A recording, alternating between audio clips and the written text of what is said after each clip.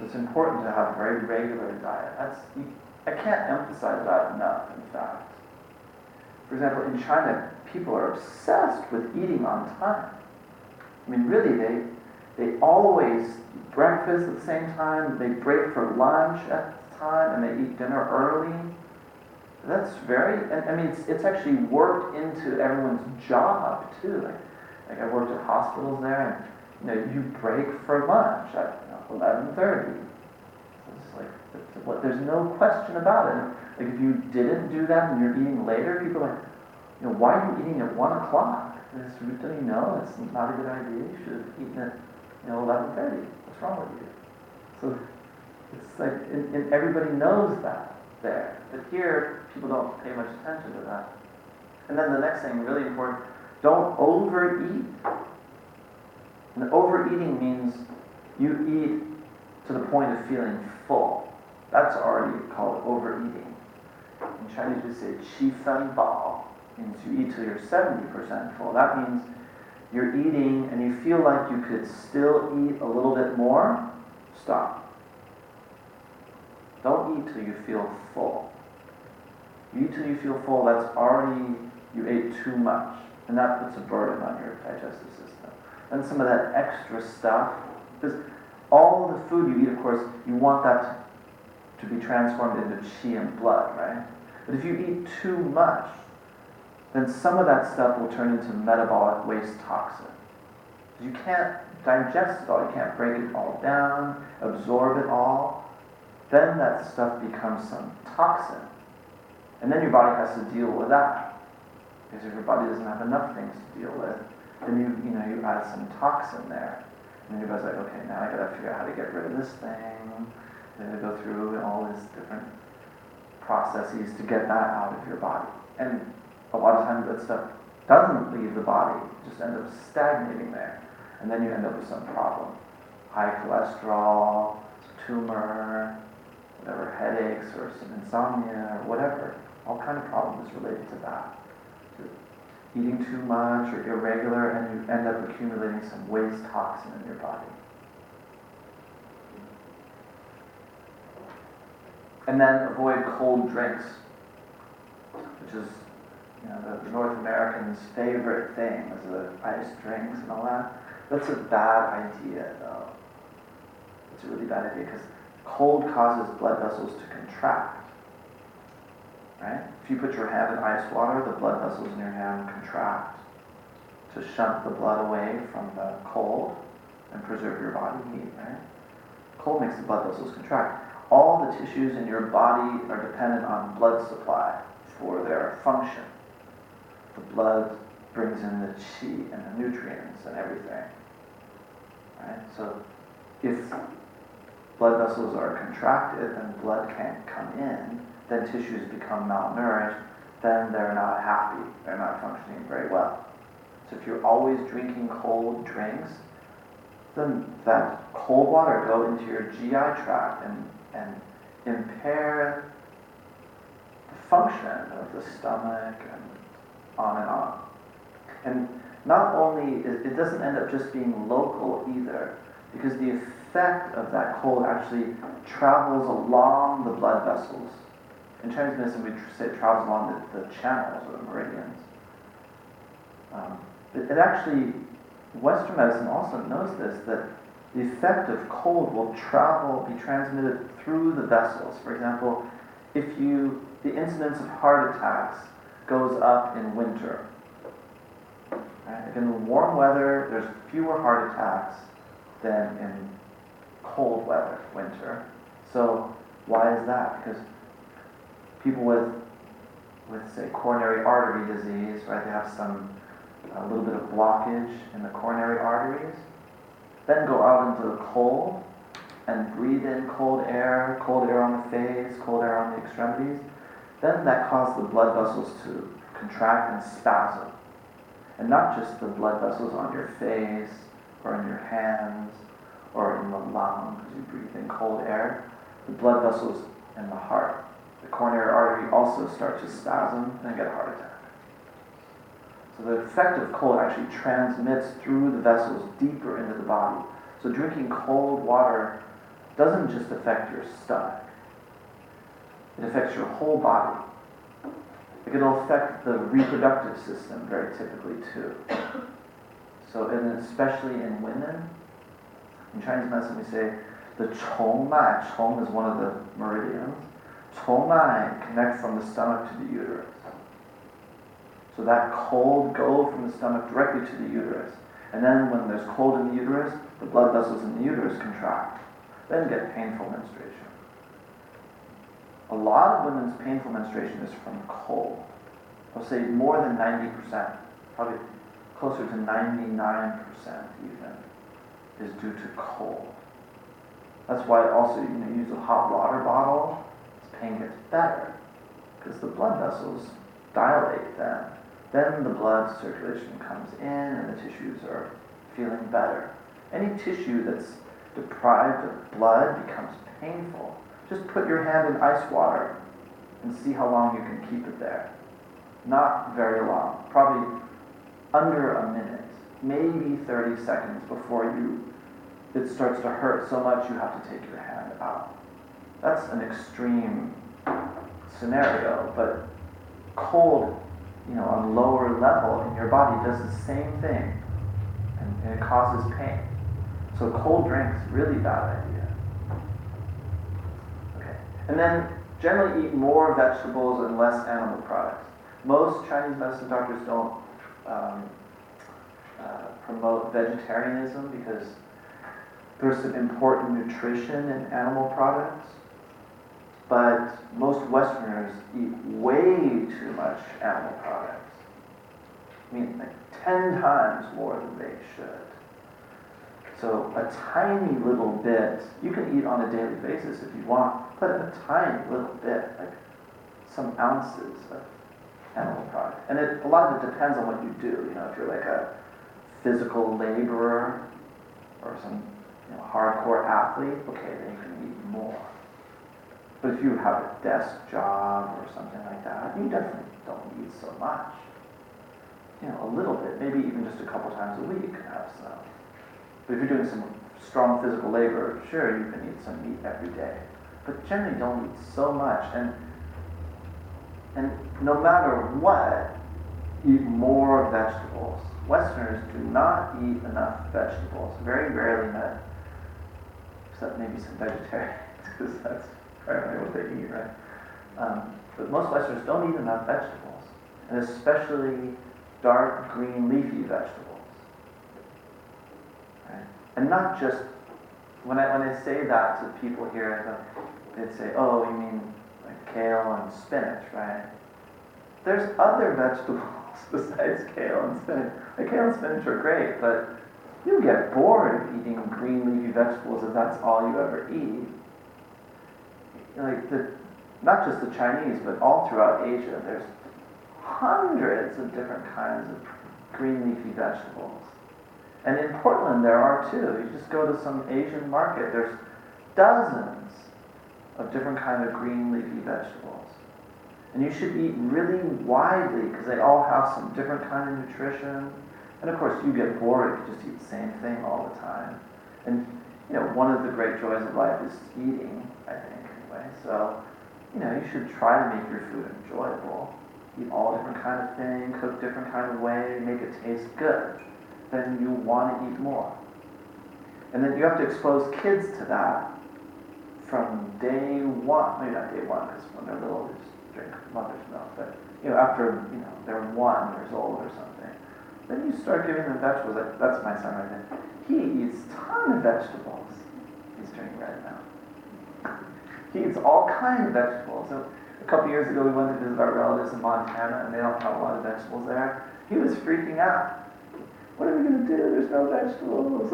You just feel really uncomfortable if you don't get enough vegetables, So if you expose kids to eating vegetables when they're little, boom, they love vegetables.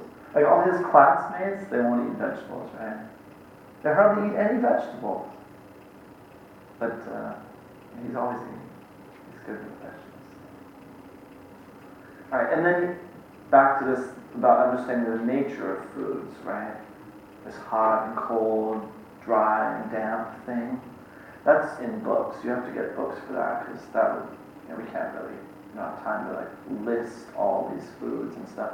But there are books like that. Even I think in our library, or our bookstore, we have a bookstore here. There are some books on Chinese medicine dietetics.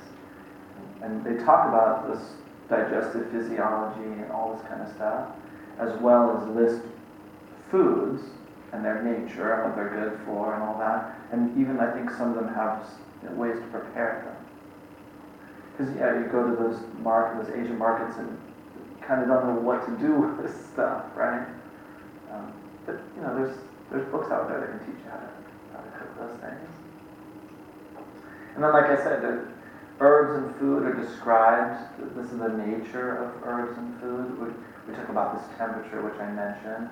And they all have some flavor, and flavors have a different effect on the body.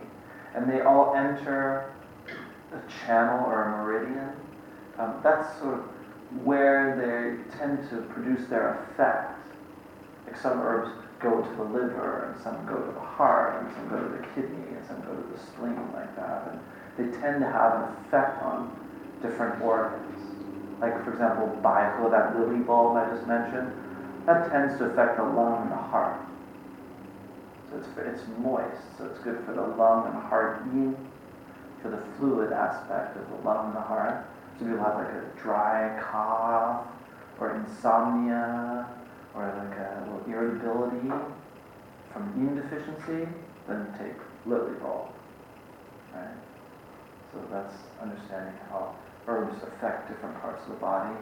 And they all have a function, like for example, they tonify the spleen, or they drain dampness, or promote generation of blood, or calm the spirit, or something like that. They'll have some function. And there's things that they're generally indicated for. Again, like lily bulb is good for dry cough and insomnia, and on like that. Maybe we skip that, because we talked about cooking with food a little bit. Okay, so that's about diet, and I just encourage you to read more about that.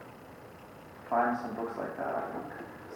Again, diet is so central, and digestion is so central to your health and well-being. And if you even if you can only just get that little part together, it go a long way to preventing some illness and promoting longevity. And then sleep.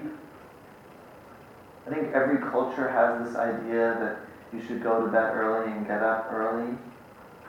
Like in English we say early to bed. I think Benjamin Franklin said that, right? Early to bed, early to rise makes him healthy, wealthy, and wise, right? So, Chinese medicine also has this idea. And that's because, in fact, not all sleep is equal. So some people would say, I get 8 hours of sleep. I sleep from 3 in the morning to 11 a.m. So that should be the same, right? Like everyone just needs 8 hours of sleep, right? It's not like that, though. Because humans evolved, if you believe in evolution, then humans evolved on this planet spinning around the sun, and we have these cycles, night and day, and our physiology is linked to that. Your body is light sensitive, actually. When it's bright, certain things click on or off in your body. And when it's dark, it's the same thing. And the main thing, according to Western medicine, is the pineal gland. It's a little gland in the base of your brain that's connected to the optic nerve. And when it's light, the pineal gland shuts off. The light hitting your eye signals the pineal gland to turn off. And when it becomes dark, the pineal gland turns on. And the pineal gland, one of its main functions is to create melatonin out of serotonin. So when the pineal glands turn on, it gets dark, right? The pineal gland turns on, then the serotonin in your brain starts to turn into melatonin. And then that melatonin makes you tired and want to sleep, among other things. Melatonin also suppresses digestive function, suppresses the reproductive system so that you can sleep, and on. It does a bunch of different things. But that just shows that your body is linked to this cycle of day and night, whether you like it or not. There is no, oh, I'm a night owl. There are people like that. They're like, oh, I'm a night owl. That just shows there's something wrong with your physiology. That's not normal. That shows a physiological imbalance. Period. There's no arguing about that. I'm not suggesting that if you're a night owl and you don't want to correct it, that that you're a jerk. It's not like that. It's like, if you like that, then fine, that's okay.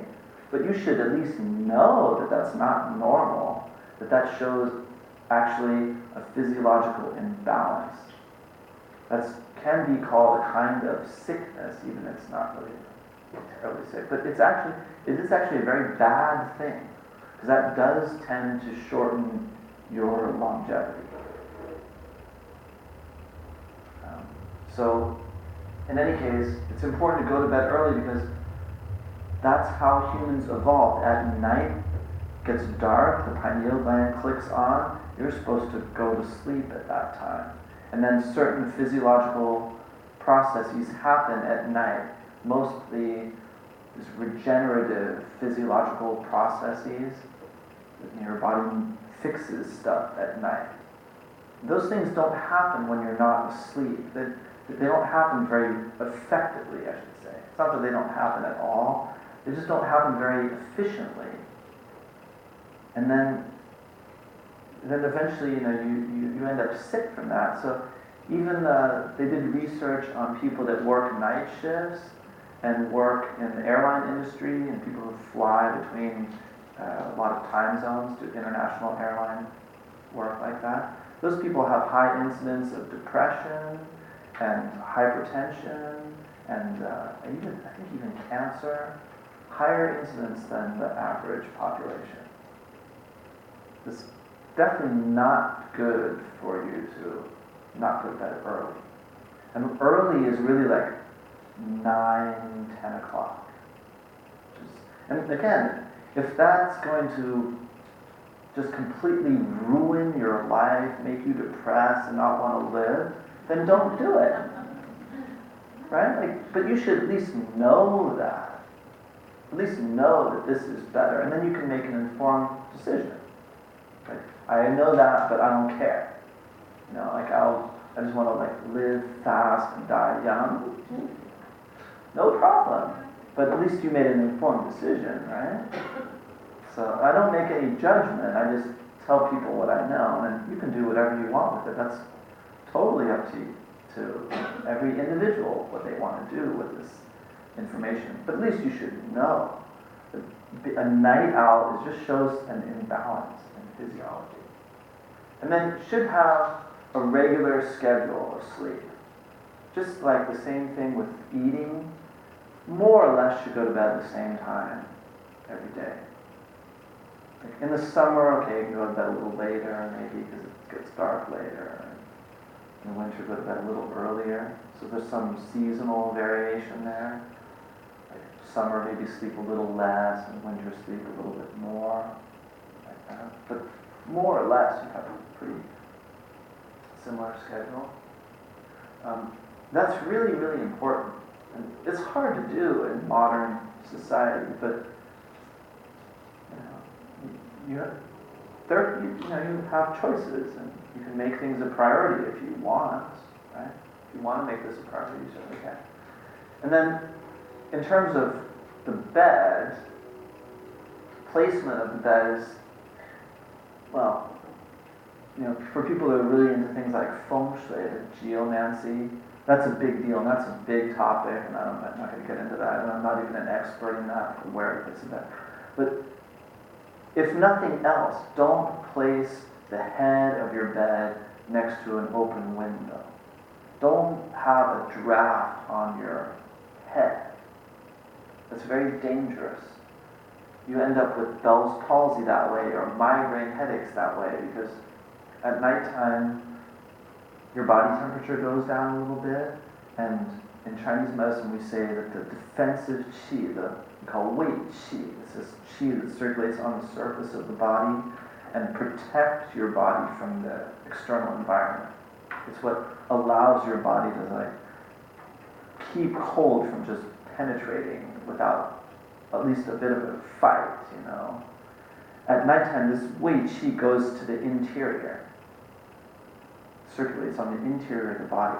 So the body is more susceptible to the environmental factors at night, those pathogenic factors at night. That's why you gotta, have a blanket on at night. The face is relatively less vulnerable, because all the yang meridians, all the yang channels, go to the face. So there's a lot of yang qi that's in the face. That's why you can go out in cold weather. You don't need to, put a down jacket over your face, right? You can just wear a down jacket. Your face is okay. But still, at nighttime, you don't want cold air blowing on your head and face, because even there's a lot of yang qi there. Normally, at night there's less, and the cold and wind and damp easily enter the vessels then, and then can get things like Bell's palsy, or even like migraine headache. A lot of migraine headache is from cold in the vessels, cause some contraction in the vessel and cause headache. What is Bell's palsy? Bell's palsy is a kind of facial paralysis. It's from a Western medical perspective, it's an infection of one of the facial nerves. So you get a viral infection in one of the nerves, and then that nerve stops functioning, and then you get paralysis on half of your face. So it's a viral infection. The other way to think about it is that at night that defensive qi goes into the interior, right? So your immune system, because the defensive qi is not exactly the immune system, but it's not completely unrelated to it. Defensive qi and the immune system definitely have some overlap. So your immune system is lower at night, also partly because your body temperature goes down at night. And the immune system works best when your temperature is high. That's why when you get sick, you run a fever. It makes your immune system really active. And why when you get cold, it's easy to get sick, because your immune system is usually a little suppressed at that point when you're cold. So at night, you're a little bit cooler. And then if there's some virus there, because there's viruses all over the place, then you get a little bit cold, then the virus has more of a chance to start to replicate. Then you get this infection in that nerve, and then boom, the face becomes paralyzed. That's why most people with Bell's palsy either have a history of like sleeping next to an open window or driving in cold climate with the window rolled down, and then if they're in the driver's seat, then they have it on the left side, and if they're in the passenger seat, they're more likely to have it on the right side, because the cold wind is blowing on that side of their face. In Chinese medicine, we just call Bell's palsy external wind-cold invasion. This wind and cold invading the channels and impair the circulation of qi and blood, then they're paralyzed. But it's a viral infection. Okay. So that's the main thing. Just don't sleep next to some draft, or have like a fan really strongly blowing on you, or an air conditioner blowing right on your face. That's a bad idea. And then the bedding should just be very natural stuff, like cotton or silk. If you can get like silk blanket, they have that in China, it's very nice. Okay. And then about how to dress. So generally, Chinese people tend to overdress, I will say. They dress really warm because they're afraid of cold. Cold is one of those pathogenic factors, and it's one of the more virile ones that mess people up the most. So generally, they tend to dress pretty warm. But there's this idea you should dress warmer in spring and lighter in fall. And you have to understand a little Chinese medicine theory. yin-yang theory to understand this. So I'll explain this. So the spring is when yang qi is coming up. Right? You all know yin and yang, right? Right? Yin is like a dark and cold. Winter belongs to yin, and yang is light and warmth and activity. So summer belongs to yang. Right? So winter is yin and summer is yang. So spring is a transition from yang or from yin to yang. So yang is coming up. That's why seeds sprout and the trees start to grow new leaves. That's the yang qi coming up, right? So in the spring, yang qi is just starting to come up, but the yin is still pretty strong. Just like right now outside, the leaves on the trees starting to come out, but it's still cold and rainy. It's still pretty much on the yin side. The yang qi hasn't really come up yet. It's like really warm weather or something, right? So in the spring, well, let me back up. In the winter, your body's yang qi goes inside, goes deeper in the body because you want to preserve your yang qi. Without yang, you're just a stiff.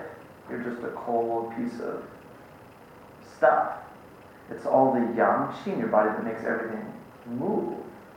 That's what makes you warm. That's what makes your blood circulate. That's what makes everything go. It's all the yang. So in the winter time, the yang qi moves more to the interior, and your body try to preserve it.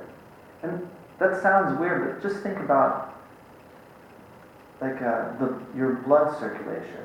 When the weather is cold, the blood vessels on the surface of your body contract, and they shunt the blood away from the surface of the body closer to the interior. That's in order to preserve your body heat, to preserve your yang qi. That's the yang qi going inside in the winter. It's not some weird metaphysical thing. That's something as simple as that. There's other aspects to it, but it's something like that. That's one aspect of it, right? So the yang qi is deeper in your body in the winter, and then as the springs start to come, then the yang qi start to come to the surface. But it's not there yet. So you need clothing to protect the exterior of your body. Dress a little warmer in the spring. This is assuming that spring and fall weather is more or less equal, right? More or less. It's not freezing, it's not hot. They're similar, right? So, but you should still dress warmer in the spring. Then in the summer, the yang qi comes right up to the surface, right? The blood vessels are dilated, the pores are open, and you sweat more easily. You can wear shorts and whatnot. And then in the fall, the yang qi is going to start to move back into the interior, right? So you want to actually coax it in. So you wear a little less clothes in the fall. So you're a little more exposed to some cold. That helps your pores tighten up, help those blood vessels on the surface of your body start to get the idea that they should, contract a little bit and keep the blood off the surface of the body, and make the yang qi go back inside in preparation for winter. Then when winter shows up, your yang qi is not right there on the surface where it can just be dissipated, because you need to store it in winter. So in the summer or the spring and fall, the dressing requirement is different. That's why. But generally, like I said, in Chinese medicine, we like to stay warm. Protect the yang qi, because the yang qi ultimately is what animates you. Without yang qi, you're just some matter with no life. So the yang qi is central to life, right? It's what animates all matter. Yin is just substance, and yang is what gives life to a substance, what makes substance become a human being or a tree or whatever. So you need to protect that warmth. And one of the very important things that needs to be pointed out, especially for Westerners, is that the feet and legs need to be warm. Because A lot of people have this idea that if you just keep your trunk warm, you're good to go. If you just keep this warm, wear like a vest, and if that's warm, then it doesn't really matter about your extremities. But that's not correct, actually. Maybe from a biomedical perspective, that's fine, but from a Chinese medicine perspective, that's not right. Because the external pathogenic factors, and in particular cold, enters the body through the extremities, and in particular from the feet, and penetrate the body through the vessels. So that cold, there's a saying that cold enters the body through the feet. Right? This also kind of yin-yang idea, right? Like up belongs to yang and below belongs to yin. So your head is yang, your feet are yin, relatively speaking. So where there's more yang, then cold has a harder time, because cold belongs to yin, cold has a harder time getting in. But where yin is dominant, then the cold easily comes in. So the feet is more yin, cold easily enters the body through the feet. And that cold doesn't stop on your toes. It actually travels through the vessels, like I was describing earlier, travel through the vessels to the internal organs. So for example, people with stomach ulcers, if they walk around with cold feet, it's very hard to fix the ulcer. Very hard to fix the ulcer, because the cold in the feet actually cause the circulation in the stomach to be impaired. Because that contraction, that kind of spastic nature in the vessels that cold causes, transmits through the vessels from the feet to the stomach. Then the circulation in the stomach is impaired. Then of course the ulcer doesn't heal so easily. Because any problem to fix it requires good blood circulation.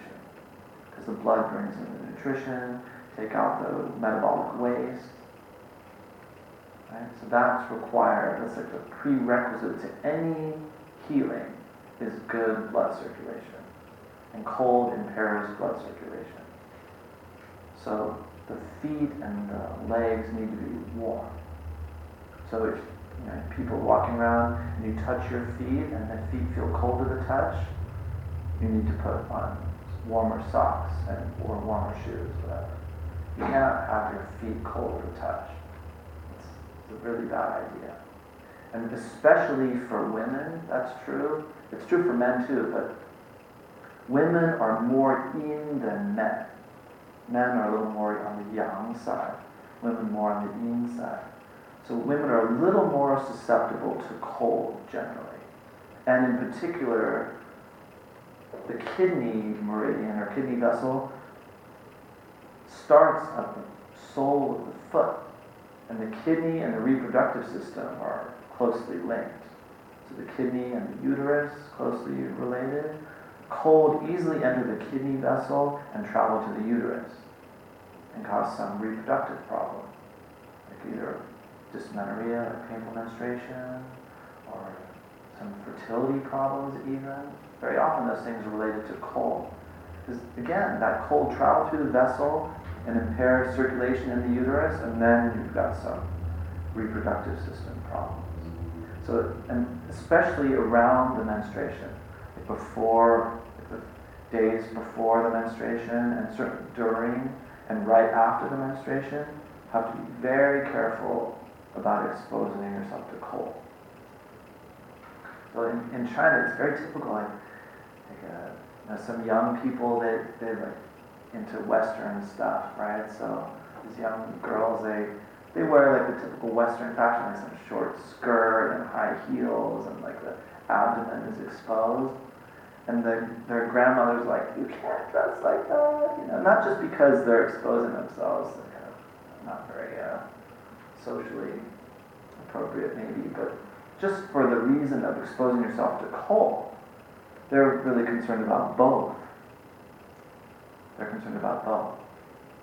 You need to keep your feet warm. That kind of thing. Okay.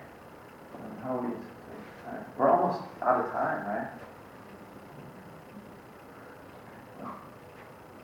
This is almost bad. So then, in terms of physical activity, essentially, we talked about this, how all activity affects physiology, affects your chi. But in terms of what kind and what amount of physical activity, it really depends on each individual. Depends on your constitution. Some really young, super strong people, they can do really vigorous, a lot of really vigorous exercise, and that can be good for them. But, if you're older or not so strong, you do that much exercise, it actually damages your body. For example, triathletes, and in particular female triathletes, they very often stop menstruating. That's because they consume so much blood with that physical activity, they don't have any blood left over for the menstruation. So they just cease the menstruation, right? Of course, maybe that's not the best example, but in any case, you can definitely overdo it. Like I had a patient some years ago, this was in China, who was maybe mid to late 60s, in fairly decent shape, but not super robust. But he belonged to this hiking club, and on weekends they would go to the mountains and hike. And there were a lot of younger people in the club, so some of those people would hike really fast and really far, and he would try to keep up. And there was one time when he wasn't feeling so well, maybe a little tired, and he went on this long hike. He started to feel really tired, and maybe even like a little lightheaded, but he kept going. And then his legs started to feel really weak, and then get very shaky, and can't stand almost, and had to sit down. And then his leg was shaking, like this. Shake, shake, shake, shake, shake. And it didn't stop. Kept shaking for months. I think I saw him maybe as a year later after that incident, and his leg just had this tremor that wouldn't stop. So that's from damaging the blood, because all physical activity relies on blood, and you over-consume the blood, then the tendons become malnourished, and then we say wind blows in the vessels, and that wind caused the shaking. So that was some wind from deficiency of blood and essence. That's very hard to treat, actually. So I actually treated him for quite a long time, and it only got ever a little better. It's very hard to treat that kind of problem, because it's such a deep deficiency in the body. To try to build that up again, it's very hard. So he got a little better, but I don't think it, maybe it went away later, and I only saw him for about, maybe I saw him for a year or so. But, in any case, you can overdo it, is my point. Right? So you need to do exercise that's appropriate to you. Basically, when you exercise, you should just feel good afterwards. Feel kind of energized, and mind is very clear, and have good appetite, and sleep really well. And then the next day you wake up, and you feel really good. You might be a little sore, that's fine. But that soreness doesn't last like a week, and you're all tired and something like that. Or, like after that, you just, every time you walk up a flight of stairs, you start to sweat profusely. That's also a really bad sign. It shows you don't have enough chi to hold the pores closed. So you just walk up a flight of stairs and start to sweat. That shows some chi deficiency. So you should just feel very, very excellent after your exercise. Then you're doing what's appropriate for you. Yeah. Could you describe chi or define it in some way? It's very hard to define this thing, because it's not one thing, I think. People have different ideas about this. I personally just think it's a word that describes everything. Because the earliest definition of chi is essentially it just means everything in the universe. That everything in the universe is chi. So in my mind, then it's just really a word that describes any phenomena. Because chi can be a phenomena too, like an emotion is a kind of chi. Right? Like in Chinese we say, 我生气. That means my chi goes up. I mean, I'm angry. Right? And then the weather is the qi, we call it qi hou, or tian qi, the heaven qi is the weather. And then there's qi in the body, and this table is a kind of qi. Everything is qi, so it's not really like a thing, I think. But just, how would it differentiate from, say, Energy is a kind of qi. Yeah, but this table is also a qi. So there's potential energy in the table, like you could set the table on fire and release its potential energy, right? So could you So- equate chi with energy? Because everything does have an energy too. Yeah, I suppose, but I think that's reductionistic. Because is your emotion, well, I guess your emotion is also kind of energy. I mean, I don't know, it depends on what you mean by energy too. Because if you're like a physicist or an engineer, then energy has a very specific meaning. And then if you're more like, have this more like very vague idea about what energy is, then that's different than what the physicists would call energy. So it really depends on your definition of energy, I think. But qi is everything. So it includes what you're talking about, energy. It includes like mundane stuff. But then it would also include what the physicists It includes, it's everything. It's all of that. It's kind of annoying. Like this word is so like broad. It just covers everything. But it's also very convenient because if you don't understand some very intricate, like some very complex process, you just call it qi, and you're good. You know, like in Chinese medicine, there's a lot of that. We just talked about like spleen qi. You know, that's something to do with your digestive system, which is an extremely complicated thing. Like if you go and you study that, like in medical school, you spend your whole life just studying digestive physiology, right? You can spend decades and do research on it and find new stuff all the time. And now you think this, and 10 years later you have some other idea. No, that's wrong. Now we think this. And it's so complicated, right? In Chinese medicine, we just say spleen qi. It's spleen qi. That's what it is. It's spleen qi. It's kind of it's convenient in that way, but there's no easy answer to your question, I think. And then people will argue about that too. People will say, no, qi is, this stuff. And then some other people say, no, it's this other stuff. But, it's a word that the ancient Chinese came up with to describe phenomena that they observed. The ancient Chinese were really interested in observing the natural world and trying to understand the role and the place of humans in the universe.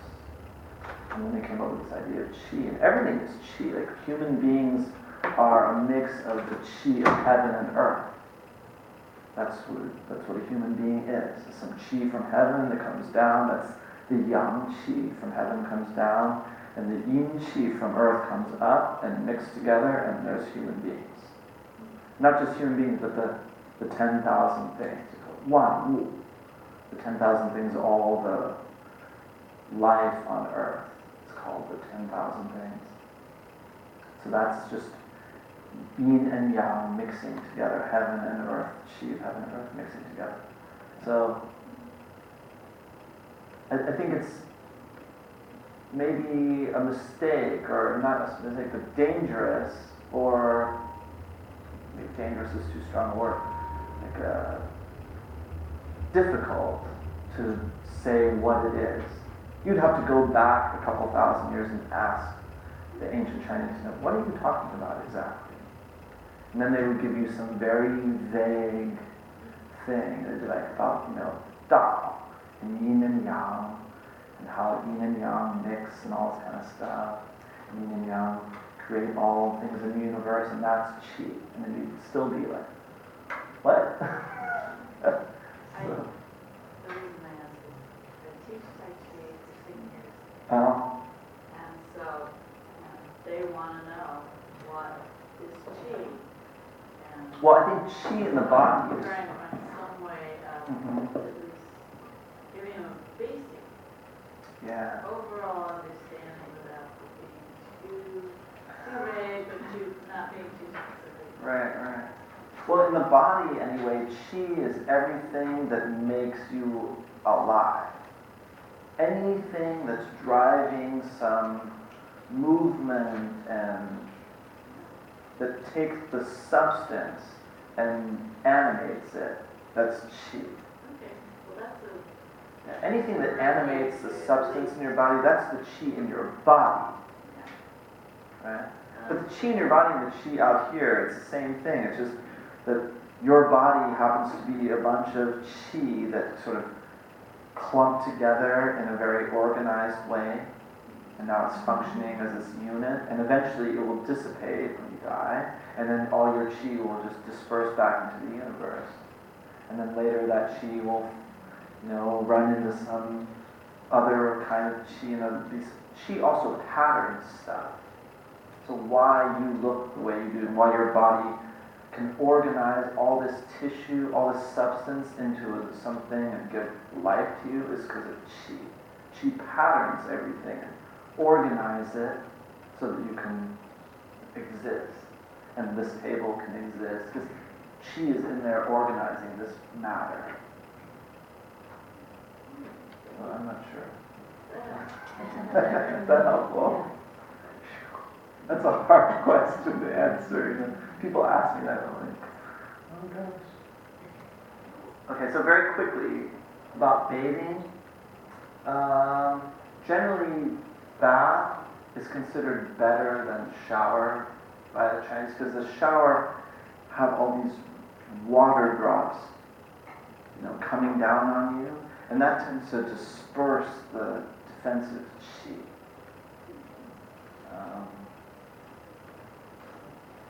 But bathtubs are also hard to come by in this country. Like the typical bathtub is more or less like a horse trough. It's shallow and you lay in it, it's really uncomfortable. A good bathtub should be really deep and you can sit in it. And maybe made out of cedar or something like that. So like the Japanese have bathtubs like that, right? And you can sit in it really comfortably. And the opening is not that big, so the heat also is retained. And it's made out of wood, so the heat doesn't just dissipate. Like these fiberglass or whatever they make bathtubs out of, the heat just is gone. Like before you're done, you're just starting to enjoy it. If you can enjoy it in that kind of position, I don't know. But, and then it's cooling off. So it should have this kind of deep bathtub. And then timing and frequency really depend on your activity and the weather. Like when it's colder and you're not so active, maybe not sweating so much, then don't need to bathe so often because actually bathing depletes the qi a little bit. Consume a little bit of qi because you take all your clothes off, you're kind of exposed, and you're getting in the water. After you get out of the water, you're exposed, and you got water on yourself, and your qi is kind of dissipating. So you have to be a little careful. Now it's not such a big deal because you got a heater in the bathroom. You're not like bathing outside in some big windstorm or something, right? So it's not as big a deal as like 1,000 years ago, right? But still, you can be a little bit judicious about it. And then the water shouldn't be too hot or too cold. If it's too hot, that just drag the yang qi to the surface, right? The skin turns all red, pores are wide open. That's the yang qi on the surface. Then the yang qi is easily dissipating and the external pathogenic factor easily enter. When the pores are open like that, the pathogenic factors easily enter the body. So it shouldn't be too hot, but obviously you don't want to be too cold. And then you should really use natural, mild soaps. Some chemical soap, all this chemical stuff is not good for people. And then generally you should scrub the skin with like a loofah or some kind of rough, not too rough, not like sandpaper rough, but something a little bit rough to invigorate the blood circulation, and of course that gets some dead skin off. But a lot of it is just about promoting the blood circulation to the skin. So you can rub until the skin turns a little bit pink. And then drying, that's very important because in particular the hair, you need to dry your hair. should not go out with wet hair or go to sleep with wet hair. It's a really bad idea because, of course, when you're wet, water takes a lot of energy to evaporate, right? So that pulls some heat out of your body. Pull the yang qi out of your body. And then that makes you more vulnerable to some external pathogenic factor. And again, I saw people that developed Bell's palsy from sleeping with wet hair, and migraine headaches, and other problems too, from sleeping with wet hair, or just going out with wet hair. The cold too easily enters the body then when you're wet. So you've got to dry the hair. No sleeping with wet hair or going out with wet hair. And then foot bathing is a really nice thing. You can should have kind of a deep basin, preferably wood basin. I don't know if you can find them easily around, but maybe you can have one made or find on eBay or Amazon or something like that. But have relatively kind of deep wooden basin, and then put quite hot water in it. Just hot so that it's almost difficult to get your feet in it, that hot. And do that before you go to bed. Soak your feet in hot water. You can put a little massager in there, or put some herbs in there. In China, you go to some herb pharmacies and they have dozens of these herb formulas to treat all different kind of problems for foot baths. Like they have hypertension foot bath, and headache foot bath, insomnia foot bath, painful menstruation foot bath, something like that. Soak your feet in these herbs before you go to bed. So that's a really nice thing. If you have insomnia, it's pretty helpful to do that. Really relax you, and then when you get in bed, you're really warm. If you get in bed and your feet are always cold when you get in bed, then you do this before you go to bed. You probably feel really, because it'll warm your whole body up. If your feet are really warm, then the whole body feels warm after that. And that's a really good thing to do. And then just some quick thing, because we're really out of time, about women's health. So in terms of the menstruation, it's important to not expose oneself to cold around that time. So we talked about proper dress and not exposing oneself to cold. That's really important around the menstruation. And then bedroom activity, which is just the Chinese way of saying sexual activity, during the menstruation is not a good idea. Because sexual activity makes the qi and blood go up. Because the idea is that if you're wanting to or not, actually conceive, then the sperm is in there and the sperm should go up, right? So the body wants to actually hold on to that. Right? That's the natural stimulus that the body, or response that the body makes when there's reproductive activity. Then the qi and blood go up, but during the menstruation, qi and blood need to go down, so the endometrium can come off completely. The endometrium, the lining of the uterus, needs to slough off completely. You can't have any little bit remaining there, because then you get fibroids, or cyst, or myoma, something like that. Some little piece of the endometrium stuck there, and you get some blood stagnation and phlegm and that, and then you get some tumor, or cyst, or something. So the endometrium needs to come off completely. That means the qi and blood needs to come down. So having sex during menstruation is, according to Chinese medicine, a bad idea. And same thing with tampons. Tampons also stimulate that qi and blood going up reaction. Because you're inserting something into the vagina, it stimulates the body to, the qi and blood to go up.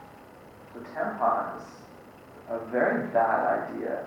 The pad is much better idea, according to Chinese medicine anyway. And then in terms of diet, the main thing is around the menstruation, before, during, and after.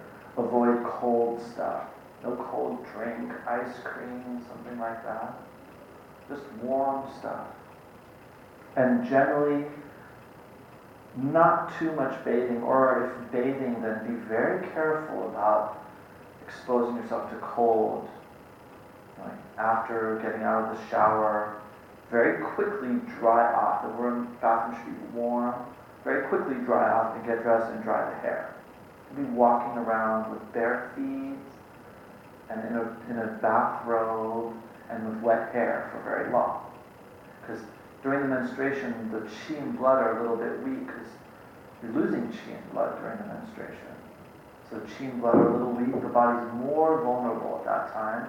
So the external pathogen factor more easily invade the body. So it's cold and wind and damp coming in. And for that very reason, then swimming is also contraindicated during the menstruation.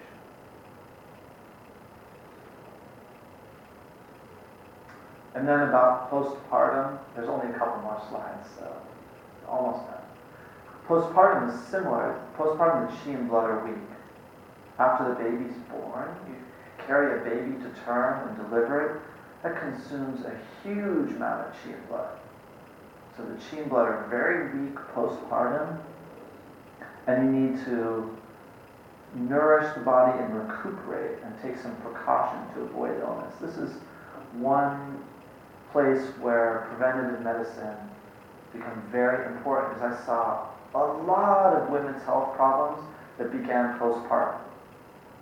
Like depression, everyone knows about postpartum depression, like that, or some headache, or fatigue, or some skin problem, or all kinds of stuff that could be traced back to just around the time the baby was born. Shortly after the baby was born, this problem started. I saw hundreds of cases like that. That's just because the qi and blood are weak and the woman didn't, maybe they even did everything they possibly could, but still, because the body was weak, end up with some problem. So we say that illness can be cured or created at this time. It's a very valuable opportunity to cure certain kinds of illnesses, but it's also a time when illness can easily arise. So in China we have this thing called the Yuezi, or Zuo Yuezi. It means the sitting month. It's the month after the baby's born, you rest. So rest and very mild activity, and eat special kinds of food, really nutritious food, mostly a lot of soups, very warm stuff, cooked stuff, no raw, cold thing, no ice drink, ice cream, something like that. Like in the hospital, after the baby's born here, they offer the mother a bowl of ice cream. That's just crazy. Absolutely crazy. Because remember, this the chong meridian goes from the stomach to the uterus. So you eat that ice cream, that cold go directly to the uterus, and then the blood circulation in the uterus is impaired. You set yourself up for some problem after that. So always have warm stuff, and then take some tonic herbs to build the qi and blood back up. Usually those are cooked in with soup. Very typically have some chicken soup or some like pig's foot soup they'll make, and then put some herbs in there, and then that makes the milk really nutritious too. Have really plentiful milk, very rich milk, and then a really fat baby. Chinese people love a fat baby, they're just really all about fat babies. Okay. And then should avoid the external pathogenic factors during this time. Wind, cold down, heat, etc. And in particular cold, so some cold weather, cold water, wet hair, cold food and drinks. All those things will cause cold to enter the body. And air conditioning and drafts. I saw a lot of women that postpartum, they're in the hospital and have an air conditioner. And the air conditioner, maybe even it's across the room, but it was blowing on them. And then after that, develop headaches or some problem like that. So you can have some cold wind blowing on you. Because there's not enough qi and blood for your body to defend against it. And that cold enter the vessels and cause that contraction, right? And then oftentimes women will take herbs. This is really where Chinese herbs come into play with some preventative thing. That generally after the baby's born, women will take this thing called 生化汤. It's a these herbs here, most of these herbs are warm and promote blood circulation. So they move the blood, transform blood stasis, and warm the uterus and stop pain. It helps any stagnant blood that's remaining in the uterus after the baby's born to come out. Then you prevent some problem later, prevent some myoma or fibroid or painful menstruation or even like some fertility problems, right? And then here's one, I think that's there's two last two. Here's a little common cold prevention remedy. This works really well if you've just been out in the cold and maybe got a little bit of a chill and you might feel like you're catching a cold.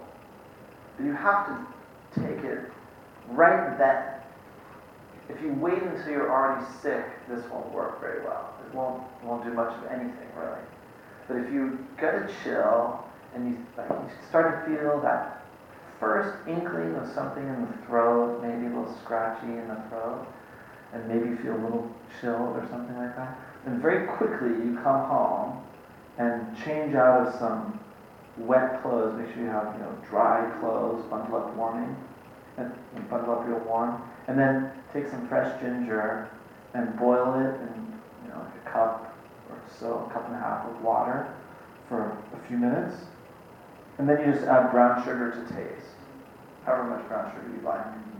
And then drink that really hot while you're all bundled up. And then you should feel warm and maybe even sweat a tiny little bit sweat. And you can even soak your feet in hot water. Get that foot bath going, put your feet in hot water and drink this. Then when you sweat a little bit, that shows that your body temperature is maxed out. That's when you start to sweat. Your body temperature gets to its maximum. Then when it starts to go over that, then the body starts to let some heat out. Pores open up and sweat comes out, and then the sweat evaporates and your heat goes with it. So the sweat shows that your body temperature has maxed out. And when your body temperature is maxed out like that, your immune system is most active. So basically this just ramps up your immune system. The ginger makes your body warm and stimulate the body, stimulate blood circulation, and make your body really warm. And the sugar is some instant food for your cells. It doesn't take any digestive energy to make some refined sugar like brown sugar into glucose for your cells. So very quickly your cells have all the glucose they need. And the white blood cells are really happy, they're well fed, and they're super warm, and then they go and attack the virus. So you can very often stave off a cold by doing that. And if you wait until you already have runny nose, cough, sore throat, and a little fever, like the next day, this won't work. It's too late for this. There's some other thing then. So that's not called prevention, right? This is prevent. 9 times out of 10, you can prevent cold with that. It works really, really well. Yeah. And then this last one, this is kind of a beauty formula. So you just want to keep the blood in good shape, keep the digestive system strong and healthy and clean, and promote blood circulation, make the skin and hair and nails really nice. Then this formula, this is something that a lot of Chinese people take as dessert. This red bean, like you'll see that in some Chinese restaurants too, like a red bean soup, and a little bit sweet, and they give that to you for dessert. That's kind of this. So you take those Azuki beans, and they need to be fresh. And the way you can tell if they're fresh is after you soak them and cook them, they're very tender and falling apart. If they're all tough, that means they sat around in the store for a year or more. They need to be fresh, otherwise there's no chi in that food anymore. You just throw that away and get some fresh ones. So you get the Azuki bean, and they have to be fresh.